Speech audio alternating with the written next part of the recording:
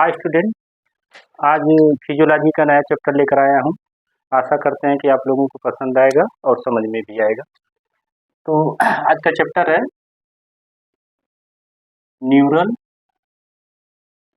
Control and coordination.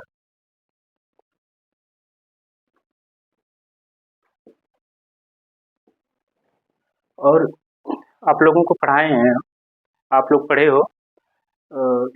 मतलब कि neural control और कोऑर्डिनेशन पढ़ने से पहले हम लोग जानते हो कि होमियोस्टैसिस होमियोस्टैसिस पढ़े।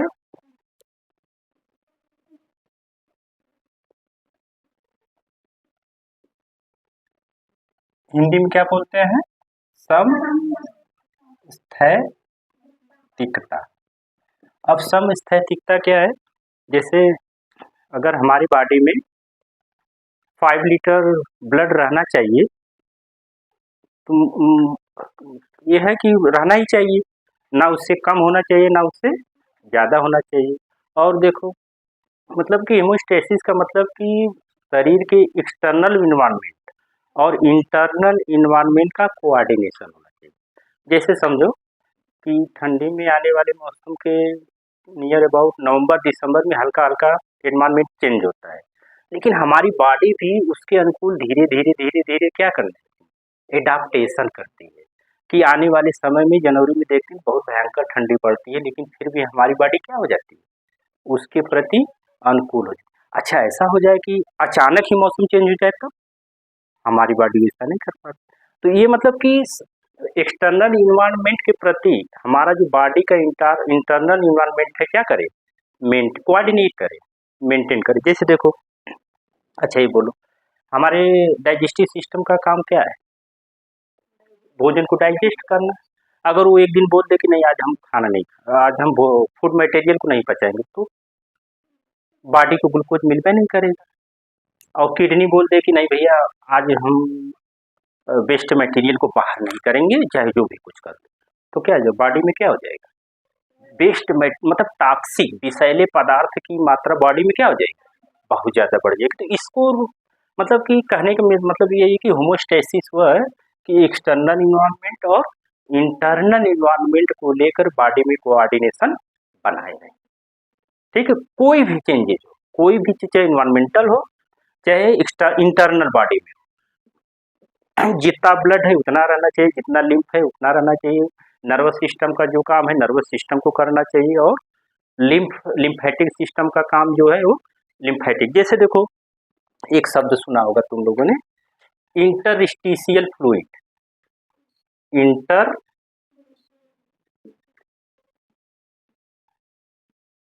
फ्लूइड, अब ये जैसे इसको इंटरस्टिशियल फ्लूइड क्या है, देखो समझो, मान लो कि ये क्या है, यह एक कोशिका है, यह क्या है, सेकेंड कोशिका है।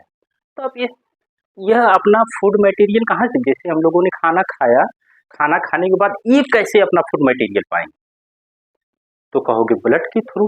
तो ब्लड कहाँ है, यहाँ पे देखो, इसके अंदर जो रहता है, इसके बाहर जो सेल के बाहर जो रहता है, तो तुम लोग बोलते हो ECF, एक्स्ट्रा सेलुलर फ्लूइड, या तो बोल लो इंटरस्टिशियल फ्लूइड।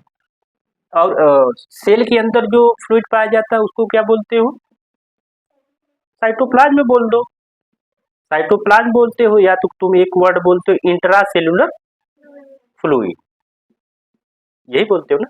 अब देखो ये होमोस्टेसिस मतलब कि अपने को मेंटेन करने के लिए करेगी क्या, हर एक सेल, बॉडी के हर एक सेल करती है, क्या करेंगी, जैसे इन्होंने क्या लिया, ऑक्सीजन लिया, ऑक्सीजन लेने पर होता है ग्लाइकोलाइसिस होती है। ग्लाइकोलाइसिस होने के बाद जो कि प्रक्रिया मेटाबॉलिक प्रोसेस हो, मेटाबॉलिक प्रोसेस के बाद ये कार्बन डाइऑक्साइड कहाँ को कर देंगे, बाहर कर। अब देखो, तो ब्लड क्या, ब्लड तो एक माध्यम है ना, माध्यम है, लेकिन इंटरसेलुलर इंटरस्टिशियल फ्लूइड के द्वारा ही वांटेड मटेरियल सेल को मिला, अनवांटेड मटेरियल क्या कर दिया, बाहर कर दिया। और यहाँ पे होता है जो लिम्फ होता है, लिम्फ सर्कुलेटरी सिस्टम का हेल्प करता है बाहर निकालने के लिए। होमोस्टेसिस समझ में आया? होमोस्टेसिस कुछ है नहीं, होमोस्टेसिस का मतलब ये हो गया कि मतलब बॉडी के वो मेंटेन करना है एक्सटर्नल इन्वायरमेंट से या इंटरनल एनवायरनमेंट। अब हम चलते हैं कि अब नर्वस सिस्टम की तरफ चलते हैं।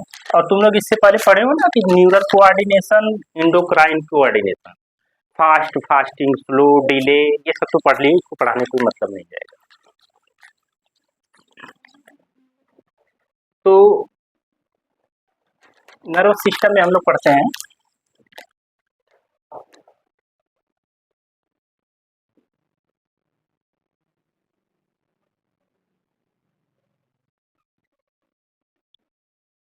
देखो नर्वस सिस्टम में हम पढ़ाएं आप लोगों को, एक क्या होता है सी एन एस,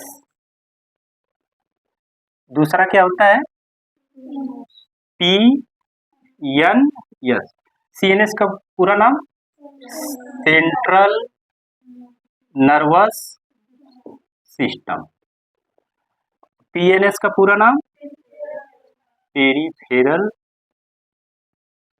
नर्वस सिस्टम। देखो समझो, तुम लोग मोगली देख रहे होगे अपने समय में, बच्चे जब रहे तो मोगली देख रहे हो ना, मोगली में कार आता है, कार आता है, कार को देखोगे ऐसे बैठता है, ऐसा उसका ये रहता है कि पूरा हेड टाइप रहता है। और देखा होगा कि उस धारावाहिक में देखा होगा कि उसकी जो पूंछ होती है नीचे लटकी रहती है, बस ऐसे लटका दो, कुछ समझना ही नहीं। ये समझो का है, का ये पूरा हेड लेकर बैठा है, इसको बोल दो ना कि ये क्या है, ब्रेन है। सेंट्रल नर्वस सिस्टम में हम क्या पढ़ेंगे, ब्रेन पढ़ेंगे। और इसकी जो पूंछ है स्पाइनल कार्ड।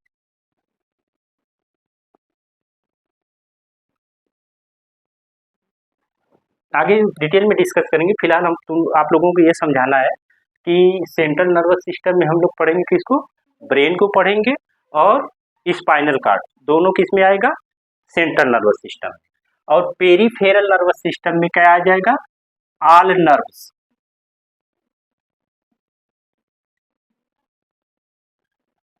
ऑल नर्व्स में आगे हम देखते हैं कि नर्व्स क्या है। जैसे देखो कि मान लो ये बॉडी है,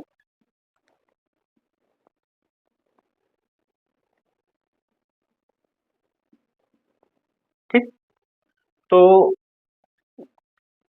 ऑल नर्व्स में हम लोग देखते हैं कि ऐसे समझो कि यहाँ पे मैडम जी ने काटा, मैडम जी ने काटा। अब तो मैडम जी ने काटा तो ये बहुत बड़ी बात है, तुम लोग हमसे, आप लोग हमसे पढ़ते हो, आप लोग कहोगे अरे इतनी बड़ी बात कि मैडम जी ने सर जी को काटा। अब यह बात पूरे कॉलेज में फैल जाएगी, अरे सर जी मतलब कि सर जी मतलब आप लोग हमको जान मतलब मानते हो इतना, कहोगे नहीं ऐसा नहीं हो सकता, मैडम जी ऐसा नहीं, तो मतलब सनसनीखेज। तो सनसनीखेज का मतलब ऐसे समझो, जैसे देखो यह बहुत अनबी की बात है ना, तो देखो मालिक के पास जा रहा है, मालिक ब्रेन है, ब्रेन है, तो सनसनी से याद करो सेंसरी नर्व।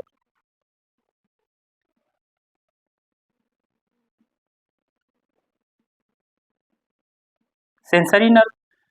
अब मैडम जी ने हमको काटा तो मैसेज देखो जा रहा है, यहाँ से यहाँ से यहाँ से यहाँ से मालिक के पास गए, और फिर यही से यही मालिक क्या करेगा, मैसेज देगा।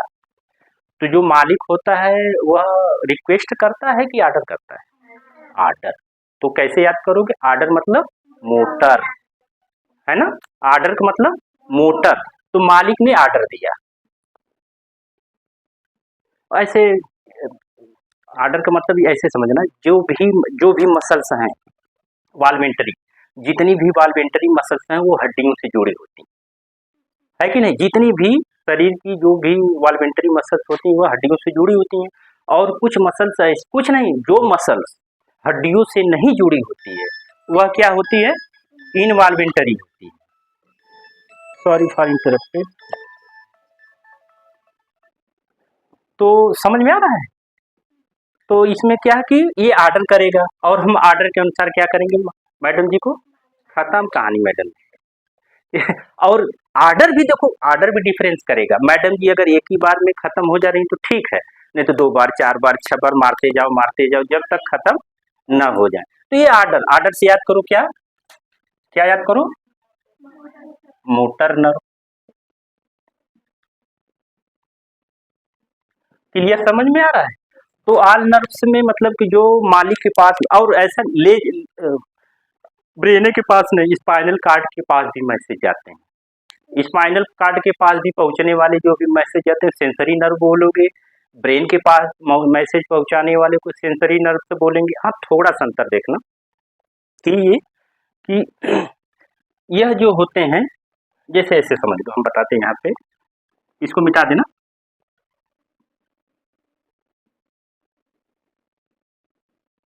ये क्या है? किडनी। और इसमें ये क्या है? यूरिनरी ब्लीडर, है ना? तो यूरिनरी ब्लीडर बोलेगा कुछ कि कैसे क्या करना है? ये तो कुछ नहीं बोलेगा। तो जैसे देखो, हम लोग अपने यूरिनरी ब्लीडर में 4 से 5 लीटर मैक्सिमम यूरिन को रोक सकते हैं। किसी कारणवश में बस में, ट्रेन में कभी जाओ, अगर यूरिन 5 लीटर से ज़्यादा होगा तो ऐसा लगता है कि एब्डोमेन बाहर आ रहा है, होता है ना? या तो ठंडी के समय में देखो, ठंडी के जब 4-5 बजे और ठंडी भयानक वाली पड़ती है, पेशाब भयंकर तेज से, जो यूरिन है ब्लीडर भर चुका है, लेकिन क्या होता है भरने का, देखो ये होता है, जैसे ये देखो साइज ये ऐसे हो रही है, यहीं पे ऐसे देखो मैसेज लगा होता है, ऐसे रिसेप्टर लगे होते हैं। ये रिसेप्टर देखो कहेंगे मालिक के पास, कहेंगे मालिक जल्दी से खाली करो नहीं तो हम फट जाएंगे, है ना? तो यूरिनरी ब्लीडर अब क्या हुआ, ये मैसेज लेकर जा रहा है, तो ये क्या है? सेंसरी। ये भी क्या है? Sensory nerve. इसको भी हम बोलेंगे सेंसरी नर्व। और वह फिर मैसेज करेगा मालिक ब्लीडर को खाली करो, तो क्या है? ऑर्डर कर रहा है ना, मोटर। और कभी कभी देखना, कभी कभी जो किसी कारणवश अगर सोए हो तो होता क्या है कि ब्लीडर भर चुका है फिर भी नहीं जाते हो, तो यह मैसेज जाता है हाइपोथैलेमस के पास, और हाइपोथैलेमस उसका आपका ड्रीम दिखाएगा, यूरिन का ड्रीम दिखाएगा, भैया जल्दी से जल्दी खाली करो, या तो रहेगा कि बेड पे हो गया है यूरिन। ये तुरंत जाएगा हाइपोथैलेमस के पास।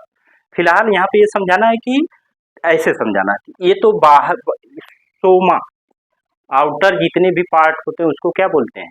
सोमा, मतलब सोमैटिक। तो इसको तुम लोग बोलोगे somatic nervous, sorry somatic sensory nerve. अब देखो, मैडम ने काटा, हमने क्या किया? मारा। तो ये क्या है? क्या बोलोगे? सोमैटिक, हाँ, मोटर नर्व। अब बताओ, किडनी तो बोलने नहीं जाती ना?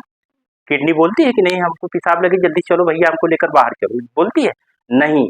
इंटरनल ऑर्गन से जितना भी मैसेज जाए उसको विसरल सेंसरी नर्व तक, ब्रेन के पास, क्या बोलोगे? Visceral visceral sensory nerve. अब देखो, अब फिर ऑर्डर आया कि यूरिन को क्या करना है, ब्लीडर को क्या करना है? खाली करना है, तो क्या बोलोगे इसको? Visceral visceral motor. क्लियर, समझ में आ रहा है? अब देखो थोड़ा सा अपने दिमाग से में ये भी रखो, हम कह रहे हैं कि इसको ये भी पढ़ सकते हैं, सोमैटिक नर्वस सिस्टम, सॉरी, हाँ, सोमैटिक नर्वस सिस्टम। और इसको क्या पढ़ सकते हो? इसको हम पढ़ सकते हैं B N S, visceral nervous system. अब आगे देखते हैं हम लोग, थोड़ा सा ये समझ लो। अच्छा ये जानो कि शेर पीछे से दौड़ाया तुमको, भाग लिए जल्दी से, बकरी दौड़ा रहे, धीरे धीरे भागे, ये कौन कर रहा है? विसरल ऑर्गन्स कर रहे हैं ना। लेकिन अगर इंटरनल ऑर्गन को बहुत जल्दी जल्दी काम करवाना होता तब क्या करेंगे? तो भगवान ने भी इसका 2 सिस्टम बना दिया, कहा कि भाई हो सकता है ये ऐसे समझो।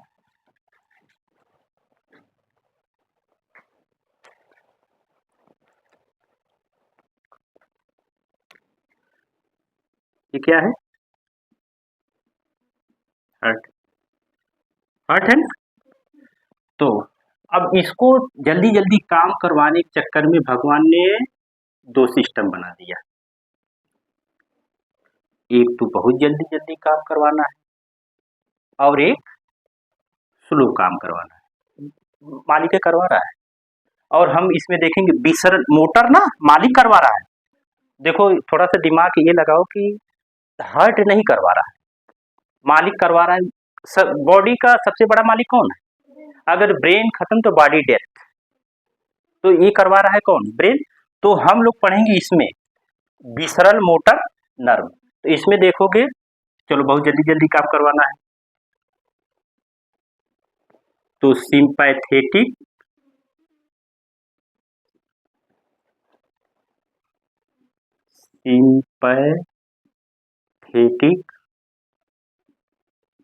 नर्व फाइबर भगवान ने दिया है। नर्व से नहीं बोला हमने, क्या बोला? Nerve fibres. तो भगवान ने भाई जो मैसेज आते हैं नर्व फाइबर के थ्रू जाते हैं ना, तो यह क्या बोला कि अगर बॉडी में बहुत जल्दी जल्दी काम करवाना है तो सिंपैथेटिक नर्व फाइबर, अगर हाँ बॉडी में स्लो काम करवाना है तो पैरा सिंपैथेटिक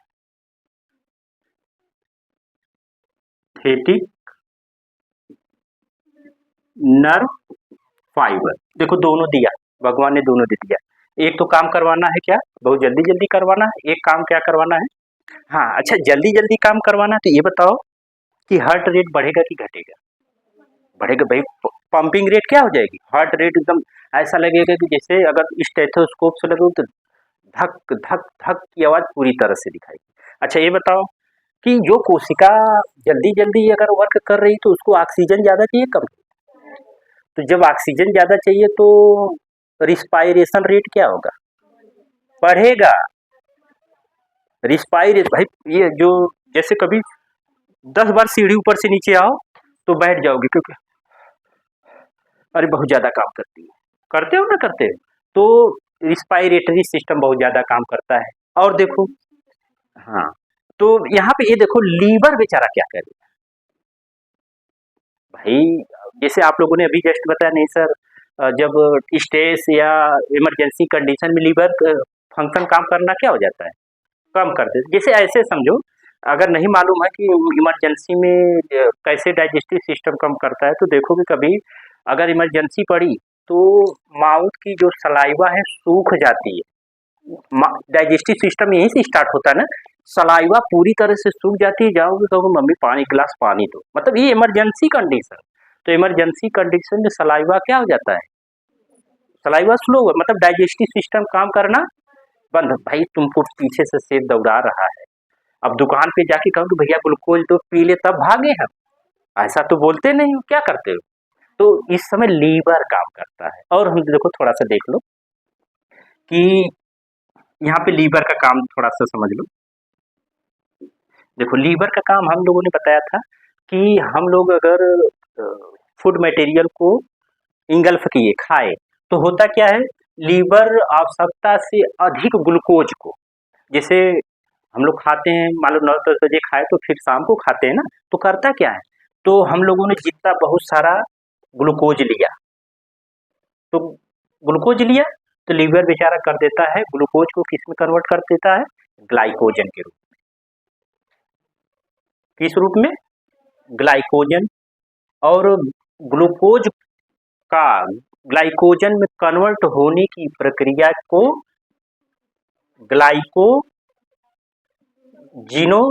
ग्लाइकोजेनेसिस जेनेसिस कहोगे, फॉर्मेशन ऑफ या तो ऐसे ग्लूकोज कन्वर्ट इनटू ग्लाइकोजेनेसिस, मतलब ग्लाइकोजेनेसिस हो रहा है। तो इस कंडीशन में क्या होता है कि हम लोग और हाँ थोड़ा सा भी देखो, जो लोग बहुत ज्यादा खाते हो, फैटी हो, मोटे हो, तो उनका क्या होता है, जब ज्यादा से ज्यादा खाना खाएंगे तो ग्लूकोज क्या होगा, ज्यादा से ज्यादा प्राप्त होगा। जब ग्लूकोज ज्यादा प्राप्त होगा तो क्या लीवर क्या कर देगा, कर दे भैया ऐसा नहीं हम करेंगे, फैट में कन्वर्ट कर देगा, फैट में कर देगा। चर्बी सुना कि बहुत ज्यादा चर्बी हो, तो इस कंडीशन देखो इमरजेंसी, इसको समझो क्या बताए थे, सिंपैथेटिक नर्वस सिस्टम ना। तो सिंपैथेटिक नर्वस सिस्टम में आप लोग भोजन नहीं करते हो, ये लीवर क्या करता है, जो कलेक्ट ग्लाइकोजन को किस में कन्वर्ट कर देता है, ग्लूकोज में, जिसको इस प्रोसेस को बोला जाता है ग्लाइकोजिनोलाइसिस। समझ में? तो इस और देखो फिर, अच्छा पहले तुम लोग सुने होगे, पहले जो डाकू वाकू आते थे तो क्या करते थे, एक लेटर दे देते थे कि भाई हम आपके गांव में आ रहे हैं। तो आते थे तो देखो बड़े बड़े बाल, मूछें बड़ी बड़ी रहती थी। लेकिन अब के जो डाकू विंध्या वाले जो चोर आते हैं तो देखो क्या करेंगे, बाल को क्या करते हैं, बहुत छोटा छोटा करेंगे और पकड़ने के डर से आयन लगा लेंगे कि अगर कोई पीछे से इसे पकड़ा तो स्लिप करेगा, भाग जाएगा। अब बताओ इमरजेंसी कंडीशन में स्पीडिंग ज्यादा होगी कब? हाँ, यही समझाने का मतलब कि अगर वह रनिंग करेगा तो स्वीटिंग अधिक हो गया, पसीने उसने बहुत ज्यादा निकलेंगे, तो किसका किसका बढ़ा, रिस्पायरेटरी बढ़ गया, है ना, रिस्पायरेशन बढ़ गया, हार्ट रेट बढ़ गया, पल्स रेट बढ़ गई, स्वीटिंग बढ़ गई, डाइजेस्टिव कम हुआ, एक्सक्रीटरी कम। ऐसा नहीं होगा कि दौड़ते दौड़ते कहेगा पीछे से दौड़ा पहले पेशाब कर ले तब जाए, ऐसा होता है? नहीं होता। तो मतलब एक्सक्रीटरी सिस्टम वहाँ पे लो काम करता है और डाइजेस्टिव सिस्टम वहाँ पे स्लोली कर। हाँ, थोड़ा सा एडीएच का जो यूरिन की बात करें वो एडीएच पे है, वो भी एडीएच साइलेंट डिप्रेशन का मतलब ये होगा वाइबा वाला आया है तो उस कंडीशन में इतने टेंशन में कि एडीएच का श्रावण क्या हो जाएगा, कम हो जाए मारे।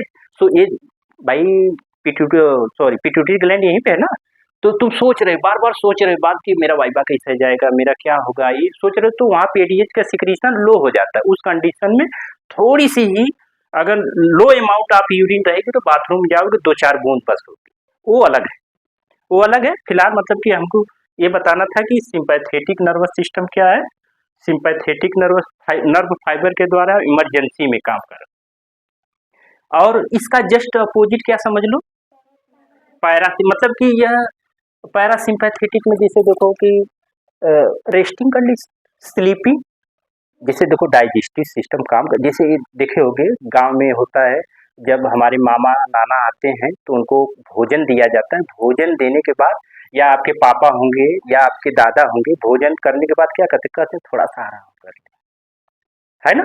जब आराम करते हैं तो इसका मतलब डाइजेस्टिव सिस्टम क्या होगा, अच्छे से काम करेगा, और ये सीएल का श्रावण बहुत अच्छे से होगा, पेरिस्टाल्सिस मूवमेंट अच्छे से होगी। तो जो फूड मटेरियल स्टमक में गया है वह क्या होगा, बहुत आसानी से मिक्स होगा, तो ये सीएल फूड मटेरियल को आसानी से मिक्स कर लेगा। तो मतलब कि सिंपैथेटिक जो इमरजेंसी में काम कर रहा था वह just opposite parasympathetic nerve fibre क्या है, रेस्ट पीरियड, रेस्ट में, स्लीपिंग में, ड्रीमिंग अवस्था में, मतलब जहाँ भी है एज ए स्लो रेट में जो भी काम कराना है वह क्या करेगा, पैरासिम्पैथेटिक। इसका जस्ट या एक वर्ड बोल सकते हैं, it is sympathetic nerve fibre are antagonist for parasympathetic nerve fibre. Clear? तो इंट्रोडक्शन आज का समझ में आया होगा, आशा कर रहे हैं कि समझ में आया सबको, आशा करते हैं कि समझ में आएगा और नोट्स आगे बनाएंगे। Thanks a lot.